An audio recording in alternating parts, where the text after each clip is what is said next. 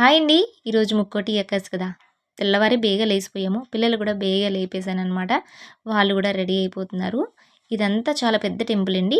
ఇక్కడ చాలా టెంపుల్లయితే ఉంటాయి. మనకి చాలా చక్కగా పూజలు కూడా చేస్తూ ఉంటారనమాట. ఈరోజు త్వరగా బేగా లేసిపోయి రెడీ అయిపోయి ఆహ్, గుడికైతే వెళ్ళిపోయాము అందరమిని. ఈరోజు చాలా చాలా మంచి పవిత్రమైన రోజు కాబట్టి పితృద్వారం కూడా తెరిచి ఉంటారు ఈరోజు. పూజలైతే చాలా బాగా చేశారండి. మనం తీసుకెళ్ళే తులసి మాలలు, పాలాభిషేకాలు అన్నీ దేవుడికైతే జరుగుతున్నాయి. ఇంకా దేవుడి దగ్గర కొంచెం సన్నిధిలోని కూర్చొని శ్లోకాలన్నీ కొద్దిగా ఆలకించేసి, ఇంకా సాయిబాబా టెంపులు ఒక పక్క ఏమో విఘ్నేశ్వరుడిది ఉంటది.